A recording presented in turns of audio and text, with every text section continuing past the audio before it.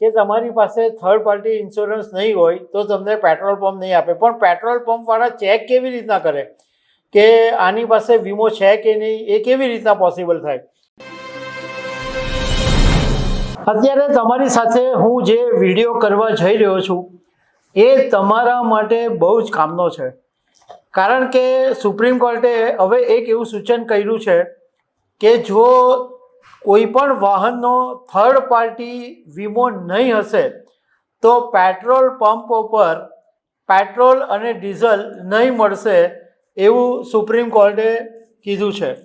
તો આના વિશે હું તમારી સાથે વાત કરીશ. મારું નામ રાજેશ શાહ છે અને તમે જોઈ રહ્યા છો ગુજરાતના સૌથી મોટા ડિજિટલ ન્યૂઝ પ્લેટફોર્મ ખબરછે.com. સુપ્રીમ કોર્ટે કેન્દ્ર સરકારને સૂચના આપી છે એક પાયલોટ પ્રોજેક્ટ શરૂ કરવા માટે. અને આની અંદર સુપ્રીમ કોર્ટે એવું કીધું છે કે જે વાહનનો થર્ડ પાર્ટી ઇન્સ્યોરન્સ નહીં હોય એમને પેટ્રોલ ડીઝલ આપવામાં નહીં આવે. સુપ્રીમ કોર્ટના જસ્ટિસ સંજય કરોલ અને જસ્ટિસ પ્રશાંત કુમાર મિશ્રાની બેન્ચે આ સૂચનો આપ્યા. અને જ્યાં સુધી વાહન માલિક થર્ડ પાર્ટી વીમો નહીં કરાવે ત્યાં સુધી વાહનોને ઈંધણ મળશે નહીં, એવું સુપ્રીમ કોર્ટે કીધું છે. હવે આ સુપ્રીમ કોર્ટે એટલા માટે કીધું કે કોર્ટની અંદર એવા આંકડા રજૂ કરાયા કે રસ્તા પર વાહનો જે ચાલે છે એમાંથી 56% વાહનોનો થર્ડ પાર્ટી ઇન્સ્યોરન્સ નથી. દેશની અંદર કુલ 30.48 કરોડ વાહનો નોંધાયેલા છે, રજીસ્ટર થયેલા છે. એમાંથી 16.54 કરોડ વાહનો એવા છે કે જેનો થર્ડ પાર્ટી ઇન્સ્યોરન્સ નથી. મતલબ કે 56% વાહનો એવા છે કે જેમણે હજુ સુધી થર્ડ પાર્ટી વીમો લીધો નથી. હવે થર્ડ પાર્ટી વીમાનો મતલબ આમ તો બધાને ખબર છે, પણ એક સામાન્ય સરળ ભાષામાં સમજાવી દઉં કે થર્ડ પાર્ટી વીમાનો મતલબ એમ છે કે જ્યારે તમે રસ્તા પર તમારા વાહનનું કંઈ અકસ્માત થાય કોઈ અન્ય વાહનોની સાથે અથવા અન્ય કોઈ વાહનને નુકસાન થાય તો એનો વીમાનું કવર કરવાનું હોય. એટલે એ જે અન્ય થર્ડ પાર્ટીને નુકસાન થયું હોય એનો વીમો મળતો એને વીમા કવર મળે. હવે સુપ્રીમ કોર્ટની સૂચના મુજબ આ પાયલોટ પ્રોજેક્ટ ઉપર insurance regulatory authority of India એટલે IRDA અને મિનિસ્ટ્રી ઓફ રોડ ટ્રાન્સપોર્ટ અને હાઈવે ઓથોરિટી આ બંને મળીને આ પાયલોટ પ્રોજેક્ટ ઉપર કામ કરશે. હવે તમને સવાલ એ ઊભો થાય કે સુપ્રીમ કોર્ટે તો કીધું કે તમારી પાસે થર્ડ પાર્ટી ઇન્સ્યોરન્સ નહીં હોય તો તમને પેટ્રોલ પંપ નહીં આપે. પણ પેટ્રોલ પંપવાળા ચેક કેવી રીતના કરે કે આની પાસે વીમો છે કે નહીં, એ કેવી રીતના પોસિબલ થાય?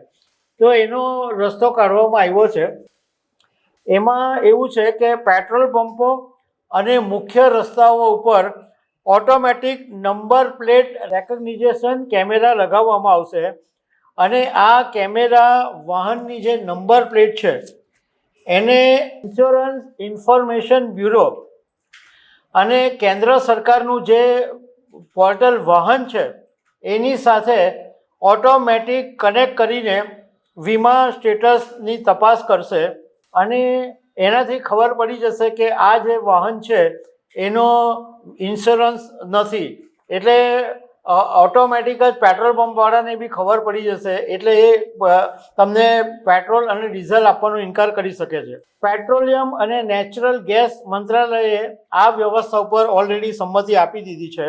બીજું, કોર્ટે જે નવી ગાડીઓના રજિસ્ટ્રેશન છે એ વખતે ખરીદવામાં આવતા થર્ડ પાર્ટી ઇન્સ્યોરન્સમાં જે જરૂરી સમય મર્યાદા છે એમાં વધારો કર્યો છે. કાર માટે 3 વર્ષને બદલે 4 વર્ષની મર્યાદા નક્કી કરી છે. એટલે 4 વર્ષનો વીમો જો તમે નવી કાર હવે ખરીદશો તો લેવો ફરજિયાત બનશે. તમે નવી બાઇક અને સ્કૂટી ખરીદશો તો અત્યાર સુધી 5 વર્ષ સુધીનો થર્ડ પાર્ટી ઇન્સ્યોરન્સ લેવો પડતો હતો. હવે 6 વર્ષ સુધીનો થર્ડ પાર્ટી ઇન્સ્યોરન્સ વીમો લેવો ફરજિયાત બન્યો છે. હવે આની અંદર રસ્તા ઉપર પોલીસને પણ કેવી રીતના ખબર પડશે કે આ વ્યક્તિ પાસે થર્ડ પાર્ટી વીમો છે કે નહીં?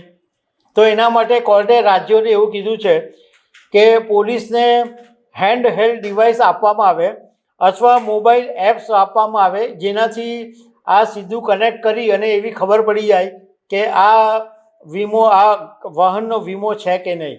હવે સુપ્રીમ કોર્ટને આ શું કામ જરૂર પડી, તો એની પાછળનું કારણ એવું છે કે મોટર વ્હીકલ એક્ટની કલમ 146 મુજબ થર્ડ પાર્ટી વીમો લેવો ફરજિયાત છે. વાહનનો વીમો નહીં, ઘણીવાર જે લેવામાં નથી આવતો એને કારણે જે લોકોને અકસ્માત થયો હોય એવા પીડિતો અથવા એમના પરિવારજનોને વળતર માટે અને જવાબદારી નક્કી કરવા માટે કોર્ટમાં વર્ષો સુધી ધક્કા ખાવા પડે છે. એટલા માટે સુપ્રીમ કોર્ટે કેન્દ્ર સરકારને સૂચના આપી છે કે આવો પાયલોટ પ્રોજેક્ટ શરૂ કરો કે થર્ડ પાર્ટી ઇન્સ્યોરન્સ નહીં હોય તો પેટ્રોલ અને ડીઝલ નહીં મળે. તો દર્શક મિત્રો, આવા અનેક અપડેટ સાથે મળતા રહીશું. આભાર.